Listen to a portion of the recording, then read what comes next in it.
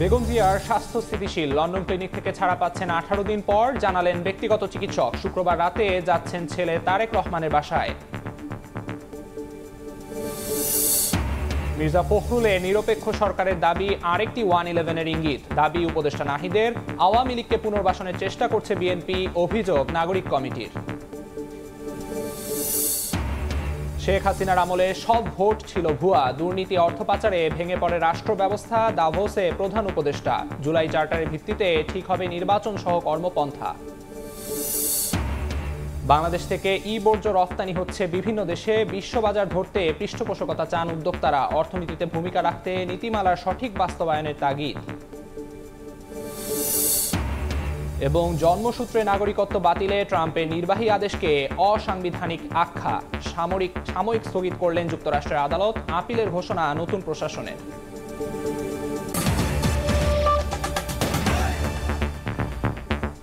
সকালের সময়ে সঙ্গে আছি আমি আমিরুল ইসলাম আলিফ।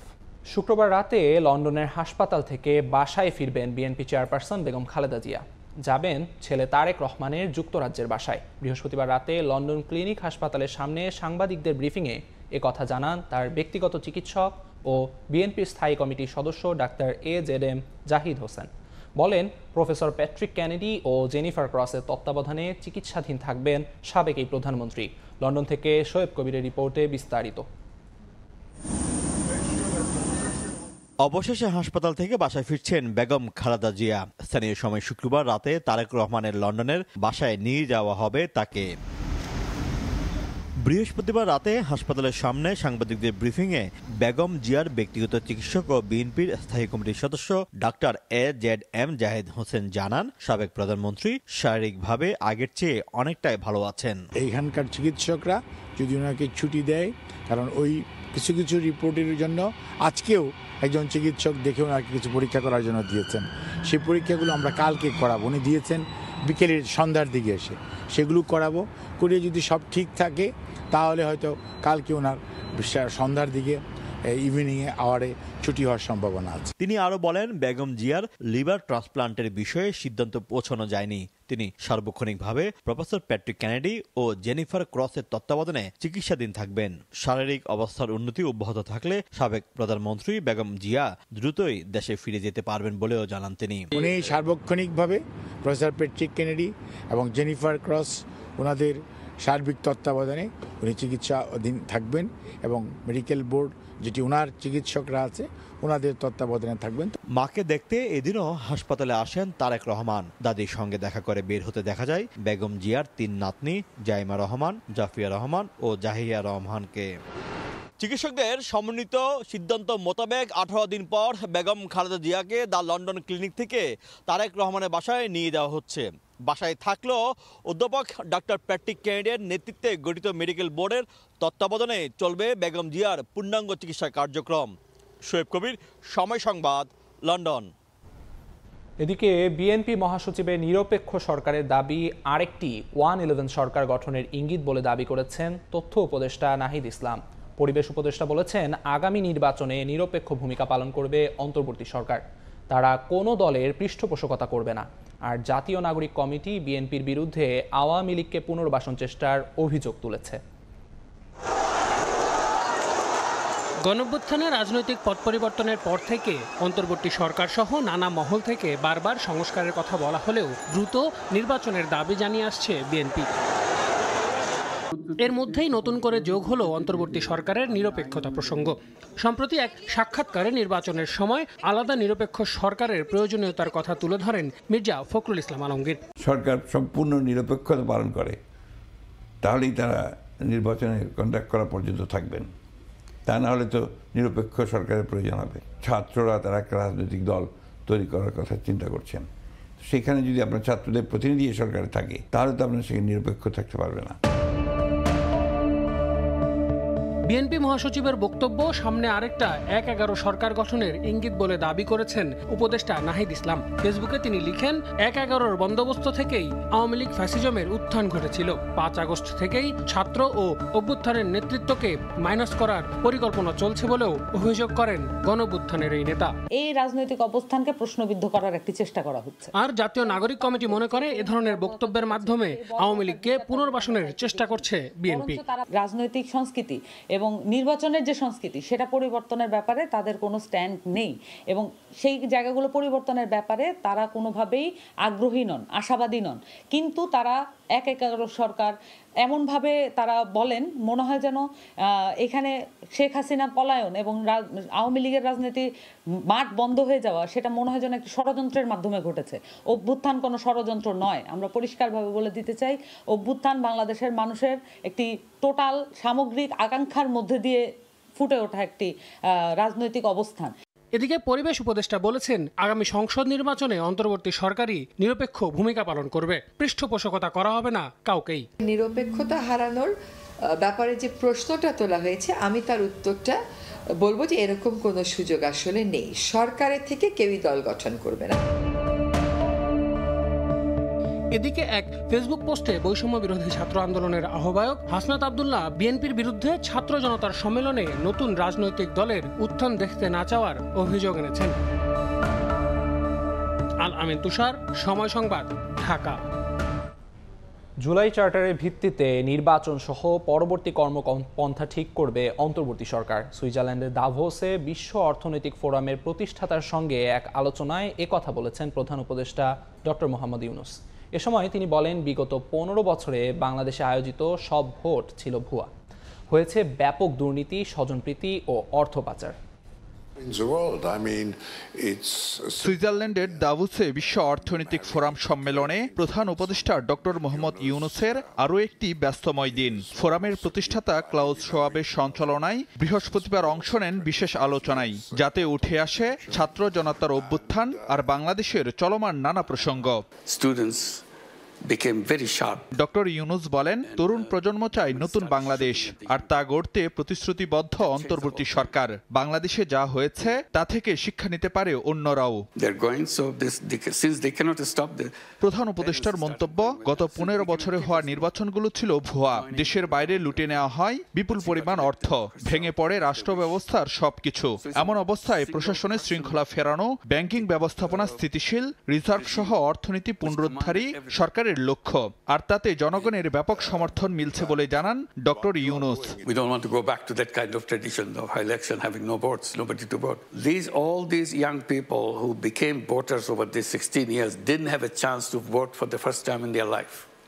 Older generation probably in some past years they have voted, but this very unfortunate. If you look at the whole economy over 15 years, per year $16 billion been shifted away by over-invoicing, under-invoicing, and by illegal channels take the money away. নির্বাচন কবে কিভাবে হবে সে প্রসঙ্গ উঠে আসে প্রধান উপদেষ্টার বক্তব্যে। বলেন, ঐক্যমত্যের ভিত্তিতে জুলাই চার্টারই ঠিক করবে সরকারের কর্মপন্থা। What we intend to do all these commission reports to put together and start talking to the public and also the political parties. Then on the basis of agreement of all parties, all civil society organizations, where they all agree on certain things, will prepare what we call July Charter. So on that basis of July Charter, we start taking action, including the election. What kind of election? Because unless we know what kind of election people want, we can't go into election. We have targeted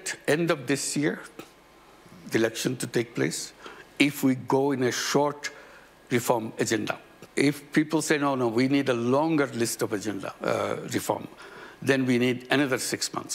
এ সময় voter হওয়ার ন্যূনতম বয়স নিয়েও নিজের মতামত তুলে ধরেন doctor Yunus. I was suggesting our voting age is 18. I said it should be 16. That's so mature. What makes it 18? Difference between 16 and 18. Who tells you that 16 doesn't understand as much as 18 does? Faruk ভিয়া, Robin, Somoy Sangbad, Dhaka. দেশে electronics পণ্যের বর্জ্য থেকে তৈরি হচ্ছে সম্ভাবনাময় বাজার, বাড়ছে কর্মসংস্থানও। দেশীয় বাজার ছাড়িয়ে পুনঃব্যবহারযোগ্য কিছু পণ্য রফতানি হচ্ছে বিশ্ববাজারে।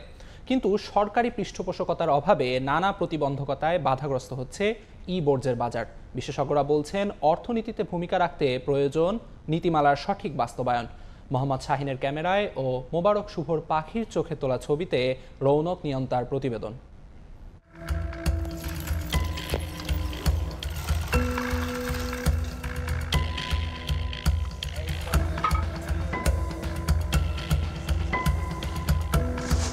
ব্যবহার শেষে ফেলে দেয়া ইলেকট্রনিক্স পণ্যের গন্তব্য এসব ডাস্টবিন। এগুলি ইলেকট্রনিক বর্জ্য বা বর্জ্য নামে পরিচিত। বছরে 30 লাখ টন ইলেকট্রনিক বর্জ্য তৈরি হচ্ছে বাংলাদেশে। গত এক দশকে ইলেকট্রনিক পণ্যের বাজার 3 গুণ বেড়ে দাঁড়িয়েছে প্রায় 11 লাখ কোটি টাকায়। কেবল মোবাইল ফোনের বাজারই এখন প্রায় 66,000 কোটি টাকার। বাসাবাড়ি, অফিস বা শিল্প প্রতিষ্ঠান থেকে বাদ দেয়া ইলেকট্রনিক্স পণ্য সংগ্রহ করে খুচরা ব্যবসায়ীরা। যেটা যে দাম, এই দামে কিনে এনে মহানন্দে যা মহাজনে দেই। আবার তাদের কাছ থেকে বিভিন্ন কোম্পানি দেশে পুনঃ ব্যবহারযোগ্য নয় এমন পণ্যগুলো রফতানি করছে চীন ও জাপানের মতো উন্নত প্রযুক্তির দেশেও। আর সেই ধরনের একটি পুনঃ ব্যবহারযোগ্য পণ্য তৈরির প্রতিষ্ঠান সাভারের পূর্ব রাজাসনের জলপাই বাগান গ্রামে বেসরকারিভাবে গড়ে ওঠা জেআর রিসাইক্লিং সলিউশনস। বিভিন্ন কোম্পানি থেকে আনি, ওটা আনার পরে আমরা এটা পার্ট বাই পার্ট প্রসেসিং করে মেশিনে খুলে ওটা প্রসেসিং করি। মাদারবোর্ডটা আলাদা করি, মোবাইলের ডিসপ্লেটা আলাদা করি। কিছু কিছু লোকাল কোম্পানি আছে মোবাইলের, ওনারা আবার আমাদের কাছ থেকে সংগ্রহ করে অনেকক্ষণ। ব্যক্তি উদ্যোগে গড়ে ওঠা হাতে গোনা কয়েকটি প্রতিষ্ঠান কাজ করছে বর্জ্য নিয়ে, কিন্তু এ খাতটি এখনো নানা সংকটে জর্জরিত। কারখানার কর্মীরা কাজ করছেন নিরলস, কিন্তু এই সংকটের কারণে ভারী ধাতু আলাদা করে দেশীয় বাজারে কাজে লাগানো সম্ভব হচ্ছে না। বর্জ্য সংগ্রহে রয়েছে নানা প্রতিবন্ধকতা। এ নিয়ে বিস্তর অভিযোগও রয়েছে ব্যবসায়ীদের। একটা বর্জ্যকে সম্পদে রূপান্তর করে দেশে ডলার আনে। সরকারের ইনিশিয়েটিভ নেওয়া উচিত, আইনটার পূর্ণাঙ্গ বাস্তবায়ন হওয়া উচিত এবং সরকারের একটা এছাড়াও করে যদি আমরা এক্সপোর্টটা বন্ধ করতে পারতাম এবং এই দেশে যদি আমরা একটা ইন্ডাস্ট্রি পূর্ণাঙ্গ রিসাইক্লিং প্ল্যান যদি আমরা করতে পারতাম, তাহলে আমাদের প্রায় 5 লক্ষ লোকের কর্মসংস্থান হতো। রফতানির বাইরে যেসব পণ্য রয়ে যাচ্ছে দেশে, তারও রয়েছে আলাদা বাজার। এখানেও রয়েছে সম্ভাবনাময় কর্মসংস্থানের ব্যবস্থা। এবার জানা যাক এসব বাতিল ধাতু বা পিসিবির শেষ পরিণতি কোথায়। মানিকগঞ্জের সিংগাইর উপজেলার গোবিন্দল গ্রাম, যা স্বর্ণগ্রাম নামে পরিচিত, যেখানে বর্জ্যে থাকা ক্ষুদ্র কণা আকারে সংগ্রহ হচ্ছে স্বর্ণ ও রূপা। বিশাল বাজার তৈরি হচ্ছে ছোট্ট এই গ্রামকে ঘিরেই। চট্টগ্রাম এবং পুরান ঢাকা শহরের সব জায়গা থেকে এগুলো কালেকশন করা হয়। কালেকশন করার পরে আমরা এগুলো বাড়িতে আনি, আমরা এগুলোকে আগুনে পুরা দিই। তামা, পিতল, লোহা লক্কর যা আছে এগুলো বাঁচা হয়। পরে যে ঢেকিতে এগুলো গুঁড়া করা হয়। গুঁড়া করার পরে ছাইটি আমরা চুলাতে আমরা এগুলো গালানোর পরে এখানে একটা চান্দি জমে, রূপার চান্দি জমে। চান্দিটা জমা শেষ হলে পরে এটা আমরা খাওয়াইলে চান্দিটা পানি হয়ে যায় আর স্বর্ণটা বাড়িতে থাকে। 10 কেজি মাল হলে দেখা গেছে যে আপনার 10 আনা কিংবা 20 কেজি মাল হলে, মানে কেজিতে 2 আনা করে হিসাব করলে 2, 4, 5 ভরি করে মাল হয়। প্রতি মাসে 10-12 ভরির মতো এরকম। বর্তমানে শেয়ার বাজারে যা আছে বাজার, আমাদের পাকা সোনাটা তাই আসে। বিশেষজ্ঞরা মনে করেন, রাষ্ট্রীয় পৃষ্ঠপোষকতায় এই ইলেকট্রনিক বর্জ্যের বাজার নিয়ন্ত্রিত হলে রফতানি নির্ভরতা যেমন কমবে, তেমনি বাড়বে কর্মসংস্থান আর ইতিবাচক প্রভাব রাখবে দেশের অর্থনীতিতে। রৌনক নিয়ন্তা, সময় সংবাদ, ঢাকা। ঘন কুয়াশার কারণে পাটুরিয়া, দৌলতদিয়া ও আরিচা কাজিরহাট নৌরুটে শুক্রবার রাত 1টা থেকে ফেরি চলাচল বন্ধ রয়েছে। মাঝ নদীতে আটকা পড়েছে ছোট বড় 6টি ফেরি। ঘাট কর্তৃপক্ষ জানায়, বৃহস্পতিবার সন্ধ্যা রাত থেকেই পাটুরিয়া, দৌলতদিয়া ও আরিচা কাজিরহাট নৌরুটে ঘন কুয়াশার কারণে ফেরি চলাচল ব্যাহত হচ্ছিল। রাত 1টার দিকে কুয়াশা বেড়ে দৃষ্টিসীমা কমে এলে নদীর চ্যানেলের বিকন বাতি ও মার্কিং পয়েন্টের কিছুই দেখা যাচ্ছিল না। দুর্ঘটনা এড়াতে ফেরি চলাচল বন্ধ করে দেয় বিআইডব্লিউটিসি কর্তৃপক্ষ। এ সময় 107টি যানবাহন নিয়ে মাঝ নদীতে আটকা পড়ে ছোট বড় 6টি ফেরি। এছাড়াও ঘাট এলাকাতে পাড়ের অপেক্ষায় আটকে থাকা শত শত ছোট বড় যানবাহন তীব্র দুর্ভোগে পড়ে। এতে তীব্র শীতে দুর্ভোগে পড়েন যাত্রী, শ্রমিক ও ব্যবসায়ীরা।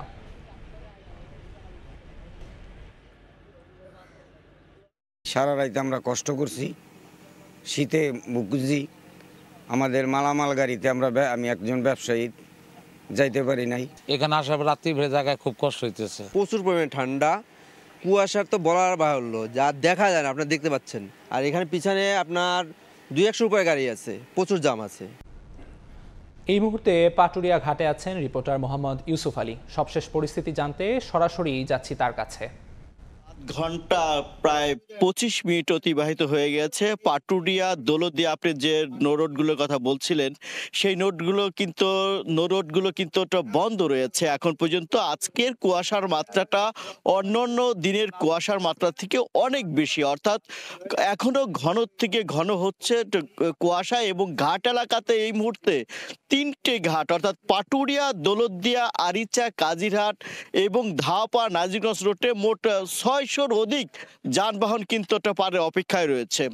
এছাড়াও কিন্তু আমরা যারা যাত্রী রয়েছে তাদের সাথে কথা বলেছি, তারা বলছে কেউ 10 ঘন্টা, কেউ 12 ঘন্টা, কেউ 7 ঘন্টা, 6 ঘন্টা, 5 ঘন্টা ধরে অপেক্ষা করছে। এবং তীব্র শীত এবং কুয়াশা কিন্তু এই ঘাট এলাকাতে বিরাজ করছে। আজকের যে দুর্ভোগ তা কিন্তু একটু ভিন্ন। যারা অতি প্রয়োজনে ঝুঁকি নিয়ে, আমরা দেখছি কিছুক্ষণ আগেও দেখেছি বিভিন্ন ছোট ছোট ট্রলারে এই পাটুরিয়া, দৌলতদিয়া এবং আরিচা, কাজিরহাট থেকে তারা পার হচ্ছে। এটা আসলে যারা এই জায়গাটি দেখার কথা বিআইডব্লিউটিসি বা কর্তৃপক্ষ, তাদের কিন্তু আমরা কেউ দেখছি না এই ঝুঁকি নিয়ে, যেহেতু বিআইডব্লিউটিসি কর্তৃপক্ষ এই অঞ্চলে যে যানবাহন চলাচল সম্পূর্ণ নিষেধ করেছে।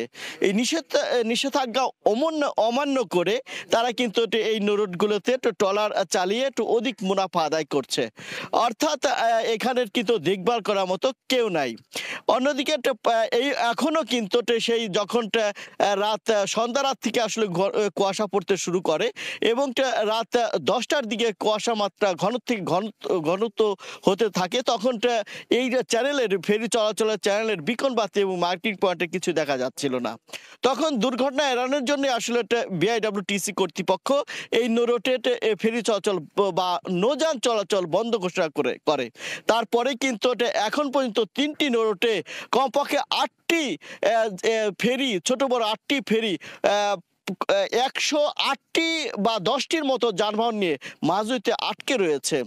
যে কোনো সময় এইটা দুর্ঘটনা ঘটতে পারে, কিন্তু সেটাকে উপেক্ষা করেই কিন্তু ছোট ছোট ট্রলার এখন কিন্তু এই যাত্রী নিয়ে এই নৌপথগুলোতে চলাচল করছে, যা আসলে দেখভাল করার মতো কেউ নেই। পাটুরিয়া, দৌলতদিয়া, আরিচা, কাজিরহাট এবং ধাওয়াপাড়া নাজিরগঞ্জে যতটি ফেরি চলাচল করে, আমরা এই অঞ্চলের যে যারা নিয়ন্ত্রণ করে বিআইডব্লিউটিএ এবং টিসি, তাদের সাথে কথা বলেছি। তারা বলছে আসলে কুয়াশার মাত্রা কেটে গেলে ফেরি চলাচল স্বাভাবিক করা হবে, কিন্তু এখানকে যারা যাত্রী রয়েছে তারা কিন্তু অতিষ্ঠ হয়ে যাচ্ছে। যাত্রীরা বলছে এই যে অতিরিক্ত যে কুয়াশা এবং শীতের ভিতরে তারা কিন্তু কাবু হয়ে যাচ্ছে। বিশেষ করে নারী শিশুদের অবস্থা কিন্তু খুবই কষ্টদায়ক। এই ছিল আমার কাছে পাটুরিয়া ঘাট থেকে কুয়াশা এবং শীতের সর্বশেষ তথ্য। পাটুরিয়া ঘাট থেকে সেখানকার সর্বশেষ জানাচ্ছিলেন সহকর্মী মোহাম্মদ ইউসুফ আলী। শুষ্ক মৌসুমে পদ্মা যমুনার মোহনার আশেপাশে বিভিন্ন স্থানে ডুবোচরে আটকে যাচ্ছে জাহাজ। মানিকগঞ্জের ঝুরিয়াবাদ এলাকায় বোঝাইকৃত পণ্যের অর্ধেক নামিয়ে পাবনা যেতে হচ্ছে নৌযানগুলোকে। সঙ্গে বেড়েছে চুরি ডাকাতির ঘটনাও। তবে সংকট সমাধানে কাজ চলছে বলে জানায় সংশ্লিষ্ট বিভাগ। মোহাম্মদ ইউসুফ আলীর পাঠানো তথ্য ও রমজান আলীর ছবি নিয়ে রিপোর্ট। চট্টগ্রাম ও মোংলা বন্দর থেকে পাবনার বাঘাবাড়ি ও নগরবাড়ির উদ্দেশ্যে ছেড়ে আসা লাইটার জাহাজগুলো মানিকগঞ্জের পদ্মা যমুনার মোহনা অঞ্চলে আটকে যাচ্ছে। নাব্য সংকটের কারণে বাধ্য হয়ে শিবালয় উপজেলার ঝুরিয়াবাদ এলাকায় বোঝাইকৃত পণ্যের অর্ধেক নামিয়ে যেতে হচ্ছে গন্তব্যে। শুষ্ক মৌসুমে পদ্মা যমুনার মোহনার আশপাশে বিভিন্ন স্থানে ডুবো চড়ে জাহাজ নদীতে আটকে থাকছে। এতে ব্যয় হচ্ছে অতিরিক্ত সময় ও অর্থ। এ সুযোগে জাহাজগুলোতে বেড়েছে চুরি ডাকাতি। এতে আতঙ্কিত জাহাজে কর্মরতরা। চোর ডাকাতের ভয় আছে, পানি কম আছে নদীতে। নদী পথে চলাচল করতে খুবই সমস্যা হচ্ছে। জায়গায় জায়গায় অনেক পানি কম আছে। দেখা যাচ্ছে যে জায়গায় পানি কম আছে জাহাজ থেকে যায়। সরকার যদি আমাদের এই নদীপথে যে নব্যতা যদি ফিরায় দেয় তাহলে আমরা পুনরায় আবার আগের শাবকে আমরা যেতে পারবো। বিআইডব্লিউটিএ বলছে নদীতে জাহাজগুলো চলাচল করতে 10 থেকে 12 ফুট পানির গভীরতা প্রয়োজন। চর পড়ার কারণে বর্তমানে তা কমে দাঁড়িয়েছে 4 থেকে 5 ফুটে। নাব্য বাড়াতে 10টি ড্রেজারের মধ্যে 6টি দিয়ে ডুবোচর কাটার কার্যক্রম চলমান আছে বলে জানান সংশ্লিষ্ট কর্মকর্তা। আর এটা বেসিন থেকে শুরু করে অ্যাপ্রোচ ওদিকে বাহাদুরাবাদ, ওদিকে আন্দারমানিক, ওদিকে বাহাদুরাবাদ দিয়ে আসলে এদিক দিয়ে বাগাবাড়ি পর্যন্ত, বাগাবাড়ি মোহনগঞ্জ রুট পর্যন্ত, এই রুটে আমাদের 10টা ড্রেজার নিয়োজিত করা আছে। এদিকে নদীপথের চুরি ডাকাতি রোধে নজরদারি বাড়ানো হয়েছে বলে দাবি পুলিশের। কোনো ভয়ভীতি বা কোনো ধরনের সহিংস ঘটনা, কোনো দুষ্কৃতির আঘাত যাতে না ঘটে সেই জন্য আমরা সবসময় তৎপর আছি। পদ্মা যমুনার বাঘাবাড়ি, নগরবাড়ি চ্যানেলের কৈতলা, আন্ধারমানিক, বাহাদুরপুর এলাকায় ডুবোচরের মাত্রাটা অনেক বেশি। সময় সংবাদ, মানিকগঞ্জ। 4 বছর আগে ভবনের পাইলিং শেষ করে 50 লাখ টাকা বিল তুলে নিয়ে আর কোনো কাজ করেননি ঠিকাদার। অথচ জরাজীর্ণ ও ঝুঁকিপূর্ণ আধা পাকা ভবনে পাঠদান কার্যক্রম চলছে শরীয়তপুর সদর উপজেলার আঙ্গারিয়া বালিকা উচ্চ বিদ্যালয়ে। 5টি শ্রেণীর জন্য 4টি কক্ষ আর 10ম শ্রেণীর শিক্ষার্থীদের জায়গা হয়েছে স্টোর রুমের পুরাতন চেয়ার টেবিলের মাঝে। এতে ব্যাহত হচ্ছে পাঠদান। দ্রুত ভবন নির্মাণের কাজ শুরুর আশ্বাস শিক্ষা প্রকৌশল অধিদপ্তরের। বিএম ইসরাফিলের পাঠানো তথ্য ও ছবি নিয়ে রিপোর্ট। ভেঙে গেছে আধা পাকা ভবনের পিলার, মরিচা ধরেছে টিনের চালে, পলেস্তারা খসে পড়ার পাশাপাশি দেয়াল জুড়ে অসংখ্য ফাটল। এরই মধ্যে চলছে পাঠদান কার্যক্রম। শরীয়তপুর সদরের আঙ্গারিয়া বালিকা উচ্চ বিদ্যালয়ে 2021 সালে নতুন ভবন নির্মাণের অনুমোদন দেয় সরকার। পরে ঠিকাদারি প্রতিষ্ঠান শুধু ভবনের পাইলিং শেষ করে 50 লাখ টাকা বিল তুলে ফেলে রেখেছে কাজ। অথচ 5টি শ্রেণীর জন্য 4টি কক্ষ আর 10ম শ্রেণীর শিক্ষার্থীদের জায়গা হয়েছে স্টোর রুমের পুরাতন চেয়ার টেবিলের মাঝে। এতে ব্যাহত হচ্ছে পাঠদান। দ্রুত ভবন নির্মাণের কাজ চালুর দাবি সংশ্লিষ্টদের। আমাদের স্কুলে 2021 সালে নতুন ভবন নির্মাণ করার কথা ছিল, কিন্তু এখন 2021 সাল, 22 সাল, 23 সাল পেরিয়ে 24 সাল পেরিয়ে 25 সাল আমরা পাড়া দিয়ে ফেললাম, কিন্তু এখন আমাদের সেই ভবনটা হয়নি। আমাদের পরে যে বোনরা আসবে তাদের যেন কোনো কষ্ট না হয়, তারা যেন সঠিকভাবে ক্লাস করতে পারে, তার জন্য কোনো অসুবিধা না হয়। স্টুডেন্ট অনেক বেশি, এটা যখন সবাই একসাথে আসবে তখন পুরো গাদাগাদি, একটা বনে বসার কোনো অবস্থা থাকে না। বিশেষ করে গরমকালে যখন গাদাগাদি করে বসে তখন অনেক বেশি কষ্ট হয়।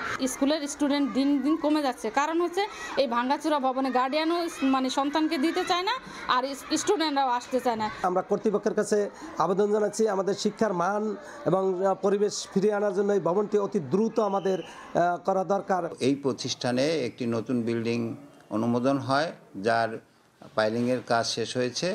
আমরা অতি শীঘ্র এই বিল্ডিংটি নির্মাণ কাজ শেষ করার প্রয়োজন মনে করছি। এ বিষয়ে ক্যামেরার সামনে কথা বলতে রাজি হয়নি ঠিকাদারি প্রতিষ্ঠানের কেউ। তবে দ্রুত ভবন নির্মাণ কাজ শুরুর আশ্বাস শিক্ষা প্রকৌশল অধিদপ্তরের। বালিকা উচ্চ বিদ্যালয়ের কাজটি দ্রুত শেষ করার জন্য আমরা ঠিকাদারকে বারবার মৌখিক এবং লিখিতভাবে চিঠি দেওয়া হচ্ছে। তারপর আমরা তার সঙ্গে যোগাযোগ করার চেষ্টা করতেছি।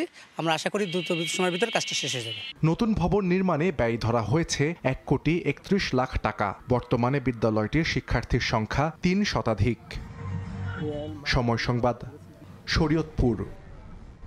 মাদারীপুরে জনপ্রিয় হয়ে উঠছে গ্রাম আদালত। গত 1 বছরে এ আদালতে দেওয়ানি ও ফৌজদারি 1129টি মামলার নিষ্পত্তি হয়েছে। আইনজীবী নিয়োগ ছাড়াই অভিযোগের দ্রুত সমাধান পাওয়ায় খুশি বাদী বিবাদী দুপক্ষই। এতে অপরাধ কমছে বলে দাবি ইউপি চেয়ারম্যানদের। সঞ্জয় কর্মকার অভিজিতের রিপোর্ট, ক্যামেরায় ছিলেন শাহাদত আকন। মাকসুদা বেগম মাদারীপুর সদর উপজেলার ঘটমাজি গ্রামের বাসিন্দা। প্রতিবেশী সাহেব আলী খালাসিকে 1 বছর আগে 25,000 টাকা ধার দেন, কিন্তু কিছুতেই পাওনা টাকা আদায় করতে পারেননি তিনি। এলাকার অনেককেই জানালেও মেলেনি কোনো সুরাহা। শেষমেশ গত 22 ডিসেম্বর গ্রাম আদালতে অভিযোগ দেন মাকসুদা। পরে গ্রাম পুলিশের মাধ্যমে সাহেব আলী খালাসিকে ডাকা হয়। 4 জানুয়ারি ইউপি চেয়ারম্যানকে প্রধান করে 5 সদস্য নিয়ে বসে গ্রাম আদালত। ঘণ্টাব্যাপী চলে উভয় পক্ষের শুনানি। সাক্ষ্য প্রমাণ শেষে মাকসুদার পাওনা টাকা পরিশোধের নির্দেশ দেন গ্রাম আদালত। মুহূর্তেই সংগ্রহ করে 5,000 টাকা এবং 1 সপ্তাহের মধ্যে বাকি 20,000 টাকা প্রদানের নির্দেশ দেওয়া হয়, যা হয়েছে বাস্তবায়নও। মাকসুদার মতো শত শত মানুষ হাতের কাছেই পাচ্ছেন গ্রাম আদালতের এই সুবিধা। কোনো প্রকার হয়রানি ও ভোগান্তি ছাড়াই দ্রুত সেবা পাওয়ায় খুশি দুপক্ষই। টাকা পয়সা লাগে নাই, আমার কোনো খরচ লাগে নাই, এই জন্য আমি খুশি। টাকাটা আমি তো 1 বছর ঘুরিয়ে পাইছি। গ্রাম আদালতে সিটি করছে, আমি হাজির হয়েছি, কিছু দিছি আর কিছু পাইতে আছি। গ্রাম আদালতে যেটা করছে চেয়ারম্যান, ওইটাই আমি দিয়ে দিছি। এমন একটা সুন্দর জায়গা, তাতে সাধারণ অসহায় দুস্থদের কোর্ট কাছারিতে যেয়ে হয়রানি হওয়া লাগে না। আবেদন ফি 10 টাকা, ফৌজদারি 10 টাকা, দেওয়ানি 20 টাকা। এই 10 টাকার বিনিময়ে সে একটা ন্যায় বিচার পায়। উচ্চ আদালতে যাওয়ার সাহস করে না, তারা খুবই আগ্রহ সহকারে আমাদের গ্রাম আদালতে আসে। স্বামী স্ত্রীর বিরোধ থাকলে ভরণ পরিশোধ না, সেই নিষ্পত্তি ইউনিয়ন পরিষদের চেয়ারম্যান নিষ্পত্তি করতে পারে। দেওয়ানি ও ফৌজদারি অপরাধের ক্ষেত্রে সর্বোচ্চ 3 লাখ টাকা জরিমানার বিধান রয়েছে গ্রাম আদালতে। আর মিথ্যা অভিযোগ প্রমাণ হলে 5,000 টাকা জরিমানারও বিধি রয়েছে। ইউপি চেয়ারম্যান ও বিচারকগণ জানান, গ্রাম আদালতে এলাকার সমস্যাগুলো নিষ্পত্তি হওয়ায় কমেছে অপরাধের সংখ্যা। গ্রাম আদালতে যারা বিচারক, এরা অনেক দায়িত্বশীল এবং আমরা সততার সাথে নিষ্ঠার সাথে চেষ্টা করি আমরা এগুলো নিষ্পত্তি করার জন্য। তারা অনেক সন্তুষ্ট ভাবেই এখান থেকে আসলে এই বিরোধগুলো মীমাংসা করার পরে তারা এখান থেকে সন্তুষ্ট হয়ে তারা চলে যায়। ইউনিয়নের বাসিন্দাদের গ্রাম আদালতমুখী করতে নানা কার্যক্রমের কথা জানায় স্থানীয় সরকার বিভাগ। সহজে অল্প খরচে অল্প সময়ে যেন মানুষ সেবাটা পায়, এটার জন্য আমরা গ্রাম আদালতকে সক্রিয় করার জন্য সর্বাত্মক প্রচেষ্টা নিচ্ছি, প্রচার প্রচারণা চালাচ্ছি। জেলার 59টি ইউনিয়ন পরিষদের মধ্যে গ্রাম আদালতের এজলাস রয়েছে 47টি ইউনিয়নে। সঞ্জয় কর্মকার, অভিজিৎ, সময় সংবাদ, মাদারীপুর। জন্মসূত্রে নাগরিকত্ব বাতিল করার নির্বাহী আদেশকে অসাংবিধানিক বলে মন্তব্য করেছেন ওয়াশিংটনের সিয়াটল ফেডারেল ডিস্ট্রিক্ট কোর্টের বিচারক জন কফেনর। একই সঙ্গে নির্বাহী আদেশটির ওপর অস্থায়ী নিষেধাজ্ঞা দিয়েছেন তিনি। এই আদেশের বিরুদ্ধে আপিল করার ঘোষণা জানিয়ে ট্রাম্প প্রশাসন বলছে, শেষ পর্যন্ত আইনি লড়াই চলবে। দ্বিতীয় মেয়াদে যুক্তরাষ্ট্রের প্রেসিডেন্টের দায়িত্ব নেয়ার পর ডোনাল্ড ট্রাম্প যেসব নির্বাহী আদেশে সই করেছেন তার একটি জন্মসূত্রে নাগরিকত্ব আইন বাতিল সংক্রান্ত। তবে ট্রাম্পের এই নির্বাহী আদেশ চ্যালেঞ্জ করে যুক্তরাষ্ট্রের আদালতে আবেদন জমা পড়ছে। এরই পরিপ্রেক্ষিতে আদেশটিকে অসাংবিধানিক বলে মন্তব্য করেছেন ওয়াশিংটনের সিয়াটল ফেডারেল ডিস্ট্রিক্ট কোর্টের বিচারক জন কফনোর। একই সঙ্গে নির্বাহী আদেশের উপর অস্থায়ী নিষেধাজ্ঞা দিয়েছেন তিনি। ট্রাম্পের আদেশটিকে আটকে দিতে ওয়াশিংটন অঙ্গরাজ্যের অ্যাটর্নি জেনারেল নিক ব্রাউন এবং 3টি ডেমোক্রেটিক শাসিত রাজ্যের পক্ষ থেকে করা আবেদনের পক্ষে রায় দেন বিচারক কফনোর। আদালতে ট্রাম্প প্রশাসনের পক্ষ থেকে যুক্তি দেওয়া হয়, এই আদেশে রাজ্যগুলোর তাৎক্ষণিক ক্ষতি হয়েছে এবং আরও বিচার বিভাগীয় আলোচনা ছাড়াই বিচারকের সিদ্ধান্তে পৌঁছানো উচিত নয়। তবে বিচারক তার স্থগিতাদেশ দেওয়ার সিদ্ধান্তে অটল ছিলেন। নির্বাহী আদেশের উপর দেওয়া অস্থায়ী নিষেধাজ্ঞার বিরুদ্ধে আপিল করার ঘোষণা দিয়ে ট্রাম্প প্রশাসন বলছে, শেষ পর্যন্ত আইনি লড়াই চলবে। নাদিম মারজান, সময় সংবাদ। সকালের সময়ের শীর্ষ সংবাদগুলো জানিয়ে দিচ্ছি আরেকবার। বেগম জিয়ার স্বাস্থ্য স্থিতিশীল, লন্ডন ক্লিনিক থেকে ছাড়া পাচ্ছেন 18 দিন পর, জানালেন ব্যক্তিগত চিকিৎসক। শুক্রবার রাতে যাচ্ছেন ছেলে তারেক রহমানের বাসায়। মির্জা ফখরুলের নিরপেক্ষ সরকারের দাবি আরেকটি 111-এর ইঙ্গিত। দাবি উপদেষ্টা নাহিদের, আওয়ামী লীগকে পুনর্বাসনের চেষ্টা করছে বিএনপি, অভিযোগ নাগরিক কমিটির। এবং শেখ হাসিনা আমলে সব ভোট ছিল ভুয়া, দুর্নীতি অর্থ পাচারে ভেঙে পড়ে রাষ্ট্র ব্যবস্থা। দাভোসে প্রধান উপদেষ্টা, জুলাই চার্টারের ভিত্তিতে ঠিক হবে নির্বাচন সহ কর্মপন্থা।